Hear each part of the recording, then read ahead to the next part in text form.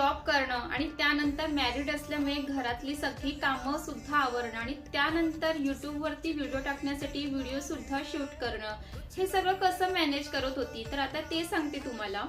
पहिली गोष्ट तर जॉब करत असताना मला जमतं तसं मी व्हिडिओ शूट करते आणि युट्यूबवरती व्हिडिओ टाकायचा आहे म्हणून त्याच्यासाठी काही वेगळा वेळ काढावा मला लागत नाही, कारण मी डेली लाईफमध्ये जे करते ना तेच मी व्हिडिओ काढते। जसे की किचनमध्ये रेसिपी बनवत आहे तर त्याचा व्हिडिओ काढते, किंवा कुठे बाहेर फिरायला गेले तर आपण फोटो तर काढतो, त्यासोबत मी व्हिडिओ सुद्धा काढते आणि व्हिडिओ काढले की त्यानंतर मग एडिट करायचं। आणि युट्यूबवरती जर तुम्ही डेली लाईफचं कॉन्टेंट जर टाकणार असेल ना तर त्याच्यासाठी काही वेगळा वेळ काढावा लागत नाही, काही डेली रुटीन तर आपण काही ना काही रोज करतच असतो, जेवण करत असतो, घरामध्ये कामं करत असतो आणि कुठे बाहेरही जात असतो, तर असे आपण डेली जे कॉन्टेंट जे आहे ते युट्यूबवरती टाकू शकतो। आणि तुम्ही जर डेली रुटीनचं जर कॉन्टेंट जर घेतला ना तर युट्यूबवरती रोज हा व्हिडिओ जाणारच आहे, कारण डेली रुटीन मध्ये आपण कितीतरी कामं करत असतो।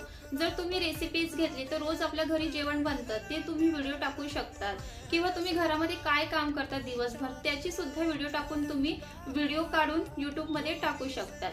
तर डेली लाईफचा जर तुम्ही कॉन्टेंट घेतला ना तर तुमच्याकडे भरपूर कॉन्टेंट आहेत युट्यूबवर टाकण्यासाठी।